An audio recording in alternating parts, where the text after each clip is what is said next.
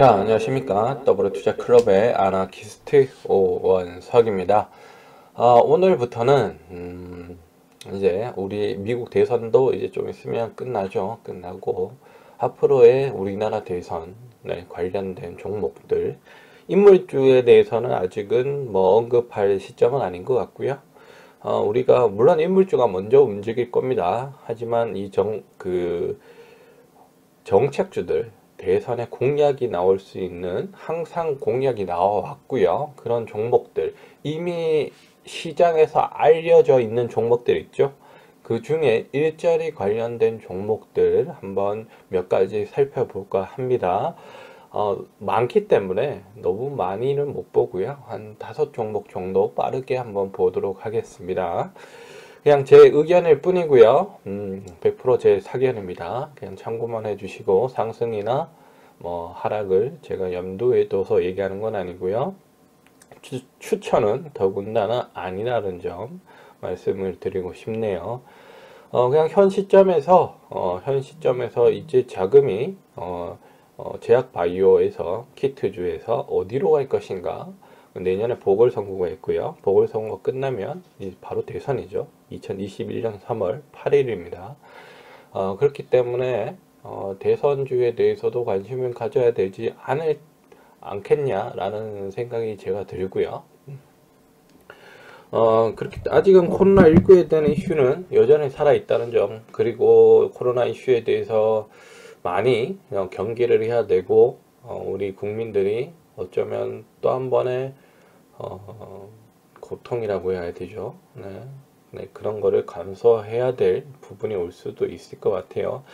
하지만 빨리 치료제나 백신이 미국 쪽에서는 3상이 진행이 되고 있고 거의 마무리가 된 상태다라는 뉴스가 계속해서 나오고 있으니까, 물론 국내 제약사가 먼저 개발을 한다 그러면 더욱더 좋겠죠. 하지만 지금 국내에는 지금 1상 정도 지금 되는 걸로 알고 있는데 조금 늦죠, 미국보다는. 그렇기 때문에 일단 미국에서 빨리 된다면 빨리 수입을 해 오든가 아니면 라이센스 생산을 할 수 있게 좀 돈을 주고 가져오던가 뭐 이런 수단을 써야 될 것 같아요.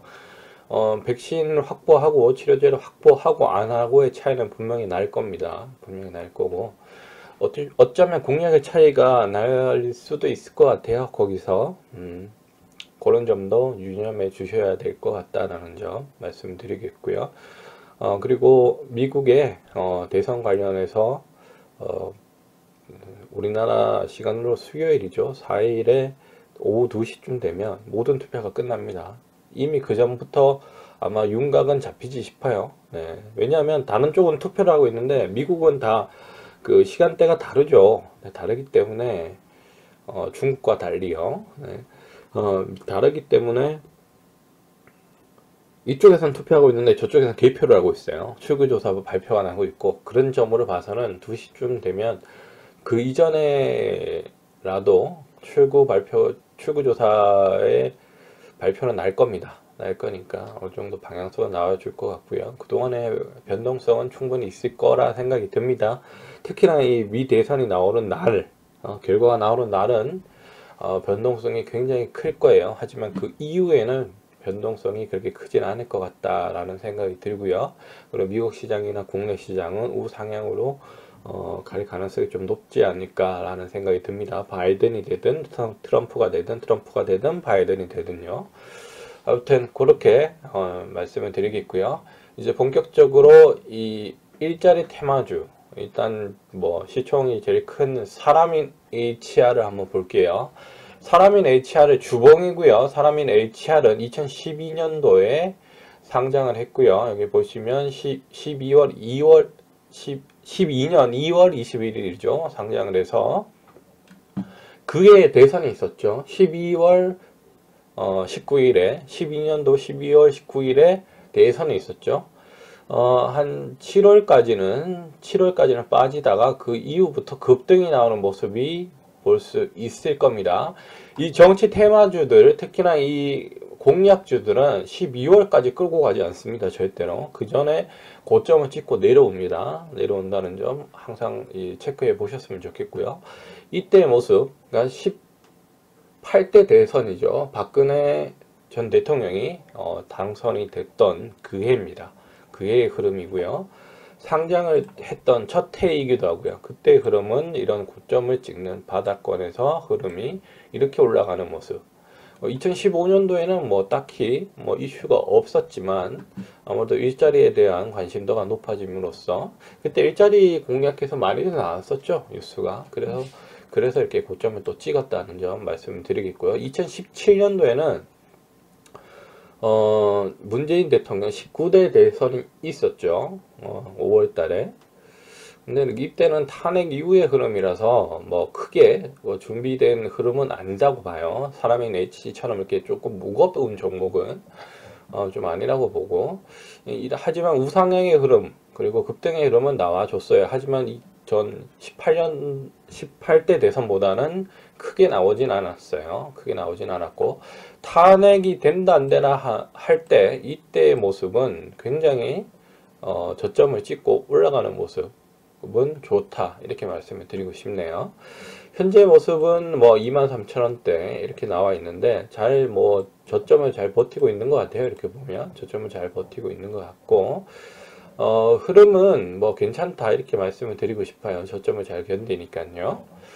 사람인 HR 뭐 충분히 수혜를 받을 수 있다고 생각이 듭니다. 네, 그리고 재무 한번 볼까요? 재무 항상 봐야죠. 재무는 일단 손익계산서고요. 영업이익을 보시면요, 일단 2019년도에 89억 최고를 찍고 좀 내려오고 있어요. 내려오고 있고, 요런 점은 좀 아쉽긴 해요. 아쉽긴 하지만 뭐 적자가 나는 기업이다, 뭐 이런 기업은 아니니까 재무적으로 크게 문제는 없다 라는 생각이 듭니다. 결산으로 볼게요. 결산을 보면 189억, 올해는 작년에 273억, 연결로 보면 쭉 늘었습니다. 오히려 늘었고, 개별도 늘고 있고, 분기가 조금 약하게 나온 것 같네요. 약하게 나온 것 같고, 올해도 그래도 괜찮은 실적이 나올 것 같은 그런 가능성이 좀 높지 않을까라는 생각을 합니다. 작년보다는 그래도 적을 것 같은데, 그래도 이렇게 100억대, 200억대, 작년은 최초로 200억대까지 올라왔기 때문에 좀 더 괜찮은 흐름이 나와줄 수도 있을 것 같아요. 실적상으로서. 실적으로는 문제가 없는 기업이다, 이렇게 말씀을 드리고 싶네요. 다음은 DSC 인베스트먼트라고 하는 종목 한번 볼까 합니다. 좀 생소한데, 이게 중소기업, 벤처기업에 투자를 제공하고 벤처 캐피탈 기업이에요. 이 기업이. 그래서 뭐 일자리 창출 펀드를 조성하고 운영하겠다는 소식이 이제 들리면서 일자리 테마주로 편입이 됐습니다. 그러니까 이 회사는 좀 간접 투자의 그 목표가 좀 있는 회사예요. 뭐 자기가 일자리를 만들어내는 건 아니고, 일자리를 교육을 해내는 게 아니고요. 사람인 같은 경우는 이렇게 플랫폼을 만들어줘서 일자리를 이렇게 매칭하게 하는 그런 스타일이죠. 하지만 이 회사는 말 그대로 그 일자리 펀드, 일자리와 관련된 간접 자금에 투자를 하는 겁니다. 그런 회사이기 때문에 직접적인 일은 하진 않아요. 하지만 거기에 자금이 되는 회사다라고 생각하시면 될 것 같고요. 저 조금 생소한 회사입니다. 좀 생소한 회사고, 뭐 상장한 지 그렇게 오래되지도 않았고요. 이 회사도 2016년 12월에 상장이 됐고요. 2017년도 3월달, 2017년도는 18대 대선이 있던 그 해입니다. 그 해에 3월에 최고점을 찍고요. 제가 봐서는 아무래도 이 종목은 물론 그 대선에 관한 테마도 있었겠지만 신규 상장에 대해서 흐름을 조금 더 받았다, 이렇게 생각이 들고요. 그리고 나서는 뭐 딱히 흐름이 그렇게 나온 건 없네요. 네, 딱히 흐름이 나온 건 없고요. 최근 들어서 흐름이 좋아지고 있다는 게 보여집니다. 거래량도 나와주고, 이렇게. 왜냐면 일자리 테마로 이 당시에는 크게 부각되지 않았을 겁니다. 충분히 부각되지 않았을 거고, 최근 들어서 부각이 되는 회사다 이렇게 생각하시면 될 것 같아요. 조금 생소한 회사고요. 재무제표 한번 보겠습니다. 재무제표 손익계산서고요. 영업손익 한번 볼게요. 영업손익이 분기고요. 지금 마이너스 1분기에 마이너스 21억을 했고 2분기에 72억을 했어요. 결국엔 흑자죠. 연결 기준입니다. 개별로 볼게요. 개별로 봐도 뭐 크게 문제 없고요. 결산으로 보겠습니다. 결산으로 봐도 영업손익은 문제가 없다라는 생각이 드네요. 뭐 내부적인 문제가 터질 수도 있겠죠. 모든 기업은 다 내부적으로 문제가 있을 수 있어요. 뭐 가능성은 없다고 말할 수 없죠. 네. 뭔 짓을 할지 모르니까 그 내부 순수하게 내부 자료죠. 내부 정보고 그거는 진짜 알 수 없는 거예요. 진짜 그렇게 나쁜 놈들이 있을 수 있지만 지금 대외적으로는 크게 문제가 없는 회사다라는 점 말씀을 드리겠어요. 사람인 HR도 그렇고요. DSC 인베스트먼트도 그렇고 차트 자체는 괜찮다 이렇게 말씀을 드리겠고요. 그리고 많이들 아시는 기업이죠. 윌비스. 가장 많이 민감하게 움직이는 기업 중에 하나라고 생각이 듭니다. 윌비스가. 왜냐하면 차트를 보시면 답이 나오죠. 네, 차트를 보시면 답이 나옵니다. 이 종목이 오래됐어요. 상장한 지도 오래됐고 업력도 오래된 기업이고 뭐 누구나 다 아는 그런 회사죠. 뭐 보시면 아시다시피 그 학원을 가지고 있죠. 세무사 학원이나 공인중개사 학원 그런 이제 업체명을 뭐 알려드릴 수는 없지만 네. 많이들 이쪽에서는 아시는 회사다라는 점을 말씀을 드리겠고요. 그렇기 때문에 차트를 보시면 아시다시피 2012년도 10월 달에 최고점을 찍습니다. 4,460원. 그 전해인 2011년 10월 말부터 10월 31일인데 이때부터 급등이 나오기 시작하죠. 그리고 나서는 2012년 들고 와서는 막 오르락 내리락을 합니다. 고점을 찍었다가 저점을 찍었다가 고점을 찍었다가 저점을 찍었다가 이렇게 올라가는데 10월까지 쫙 올라가죠. 그리고 나서는 엄청난 거래량이 나옵니다. 그 이전까지는 거래량이 볼 수 없었던 거래량이 나오면서 고점을 찍고 상당히 급등하는 모습이 나옵니다. 이건 주봉이에요. 주봉이고 거래량이 최고점에서는 엄청난 거래량이 나와주죠. 그리고 나서는 급락하는 모습이 보여집니다. 조심해야 되겠죠. 이런 구간에서는 굉장히 조심해야 된다라는 점 말씀을 드리겠고요. 그리고 2017년도에 대선을 한번 보겠습니다. 2017년도 대선은 2016년도에 탄핵이 확정이 되면서 2017년도 5월이죠. 4월인가요? 5월인가요? 제 기억에 아마 5월로 기억을 하는데 그때도 지금 급등하는 모습이 나와집니다. 나와주고 급등하는 모습이 나와주죠. 그리고 고점은 2017년 1월 16일에 찍고요. 그 1월 달에 찍었고 그리고 3월 달에도 한 번 더 올라가 주는 모습이 보여집니다. 그리고 나서 급락하는 모습 항상 조심해야 되죠. 네, 항상 조심해야 돼요. 이런 모습이 나와지고 있고요. 거래량 최근에는 뭐 그렇게 이렇다 할 모습은 안 보여지지만 이렇게 저점은 계속 유지를 하려고 하는 모습이 보여집니다. 주봉상에.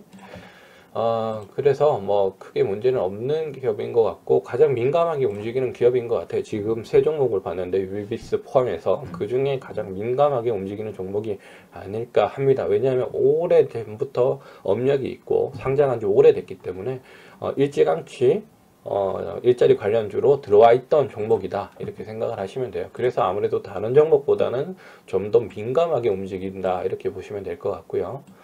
영업이익이에요. 영업이익 1분기에 25억, 2분기에 43억을 했고요.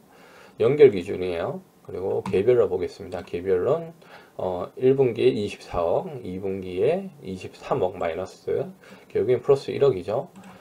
결산으로 보겠습니다. 결산 매출은 뭐 꾸준하게 2천억대 나오는 회사고 영업이익은 꾸준하게 수익이 나오다가 2015년도에 한번 마이너스 23억의 적자가 나왔고요. 그리고 나서는 계속 흑자를 유지하고 있는 기업이다.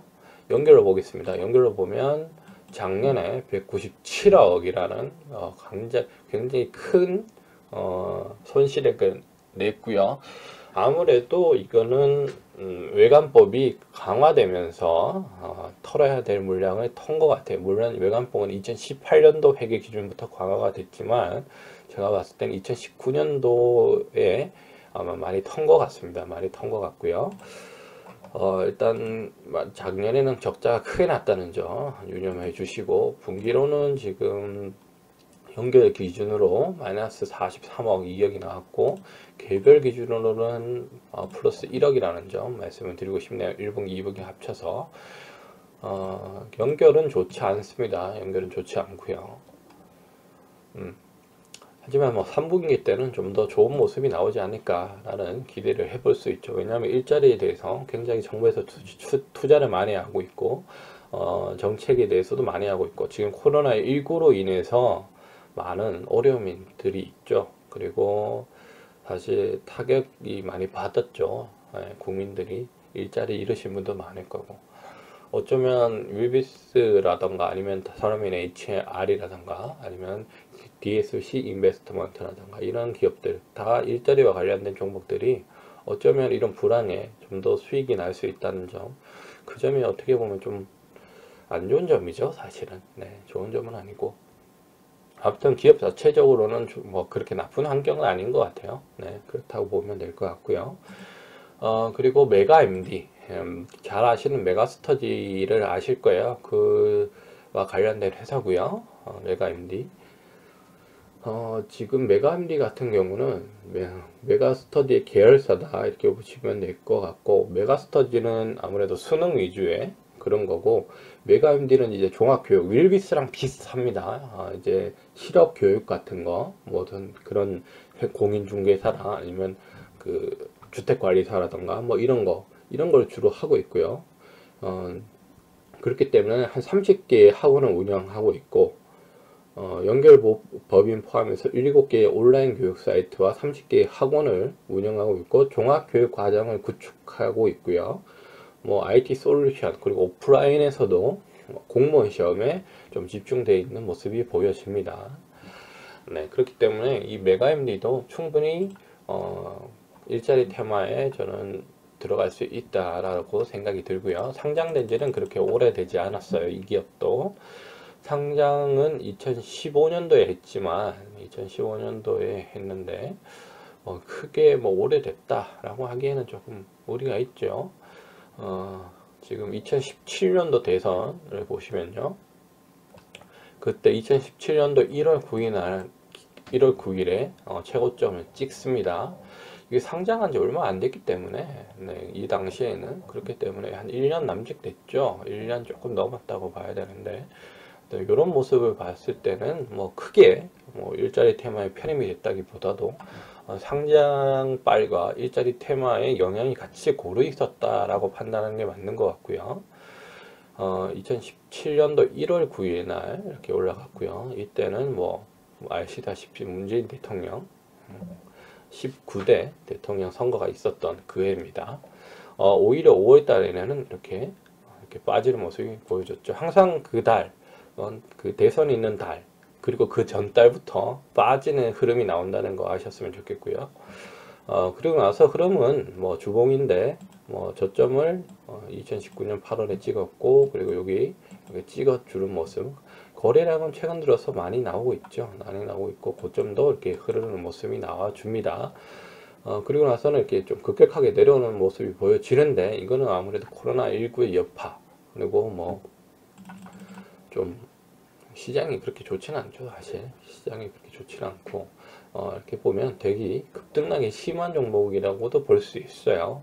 볼 수 있고, 장대 음봉이 너무 많이 나오죠. 장대 양봉도 나오지만 장대 양봉 이외에 장대 음봉들이 좀 많이 나오는 모습. 하지만 이렇게 저점이 계속 올라가고 있죠. 저점이 올라가고 있으니까 크게 문제될 건 없을 것 같아요. 이 저점만 잘 지켜주면 내년에 대선으로 들어가면 아무래도 랠리에 들어갈 수 있지 않을까 하는 제 생각입니다. 자, 그리고 마지막으로 에스코넷이라고 하는 종목 한번 볼게요. 에스코넷도 오래 됐습니다. 상장한 지 꽤 오래된 종목이고, 많이들 아시는 종목이에요. 많이들 아시는 종목이고, 일단 2012년도부터 한번 볼게요. 2011년도에 완전 저점에 있었죠. 2011년도 8월 달에 저점을 막 찍습니다. 227원까지 떨어져요. 그리고 나서 2012년도 10월쯤 될 겁니다. 네, 10월이죠. 윌비스랑 비슷한 흐름이죠. 그때도 윌비스도 10월 달에 최고점을 찍습니다. 대선 2달 전이죠. 이렇게 보면 이렇게 급등하는 모습이 보여지죠. 물론 이때 흔들기는 굉장히 많이 나옵니다. 윌비스와 비슷한 형태로. 그리고 그 2013년 이전, 그러니까 2012년도 대선 이전에 나왔던 거래량은 굉장히 많이 나와줘요. 그리고 나서는 이렇게 급등을 하죠. 그리고 나서는 급락이 나옵니다. 네, 급락이 나오죠. 가장 어떻게 보면 진짜로 완벽할 정도로 수혜와 민감하게 움직이는 종목이다. 이렇게 생각하시면 될 것 같아요. 어쩌면 이렇게 저점을 찍고 올라갈 때는 행복하지만 내려올 때는 정말 끔찍하도록 내려온다는 종목. 항상 이런 종목은 조심해야 된다라는 종목 말씀을 드릴게요. 내려올 때는 조심해야 된다. 하지만 올라갈 때는 진짜 불꽃처럼 올라간다는 거 말씀을 드리고 싶네요.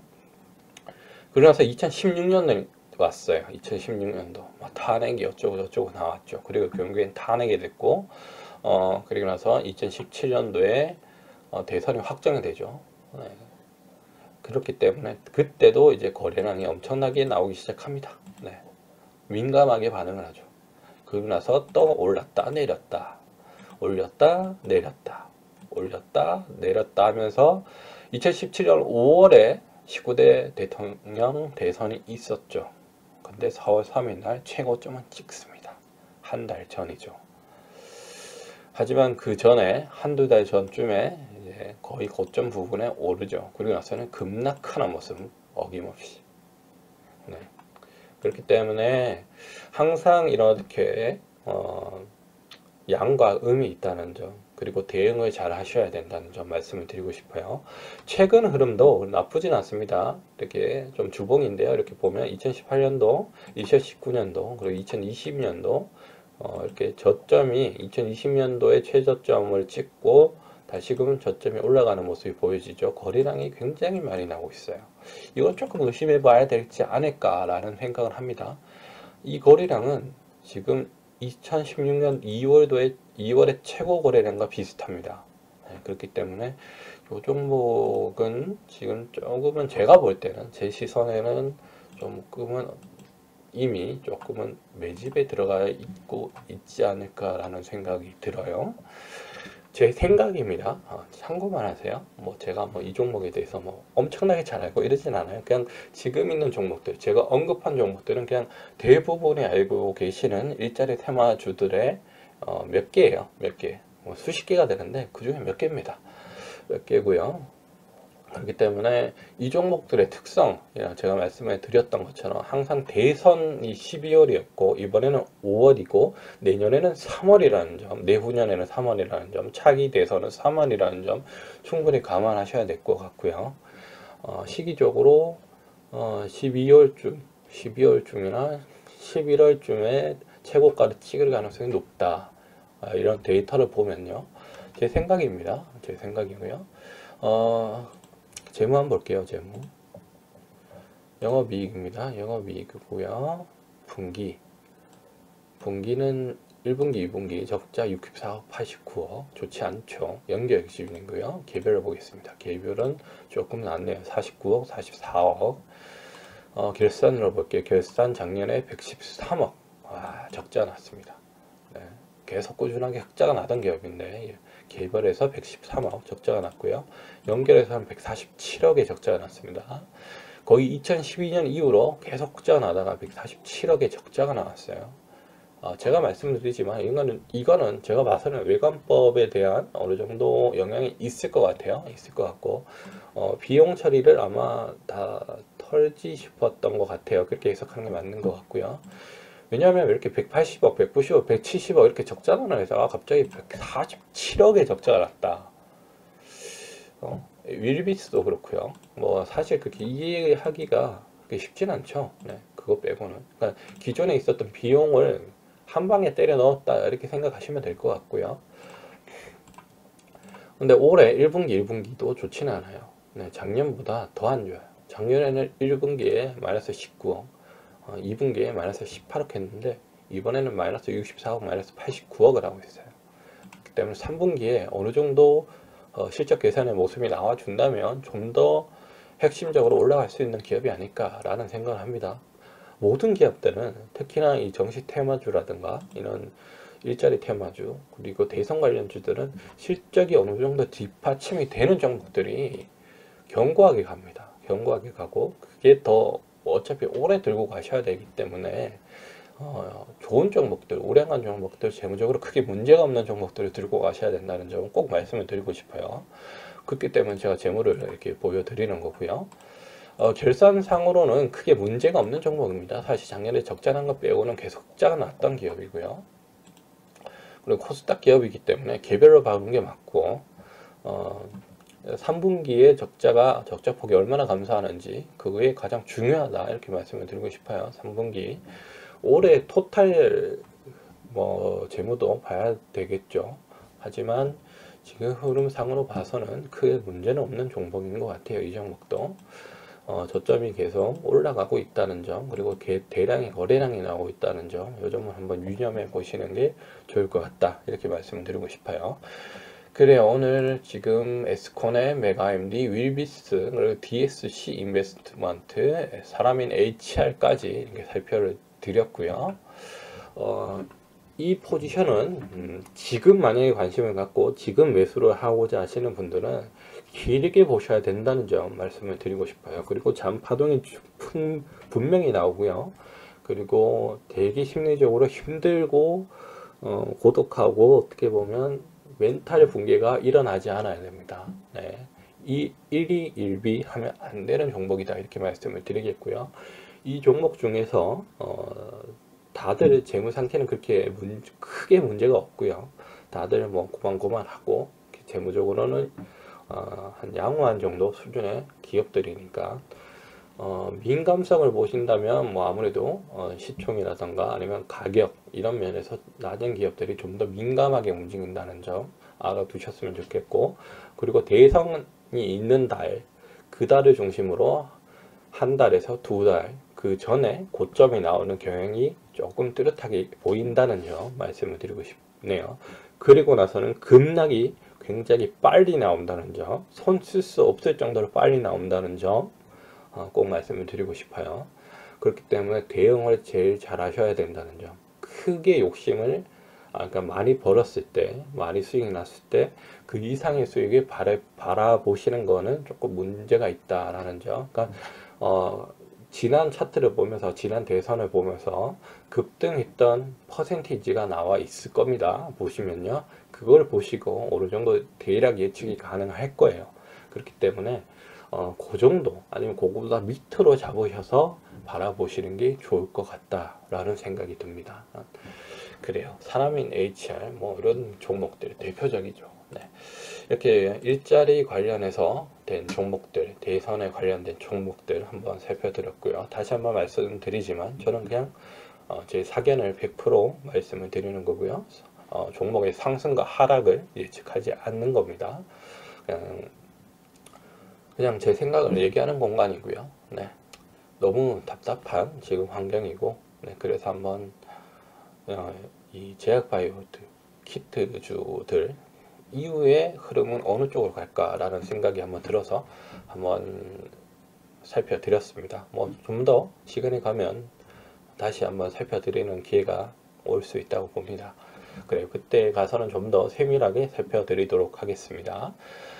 저는 W투자클럽의 아나키스트 오원석이었고요. 추천과 구독 부탁드립니다.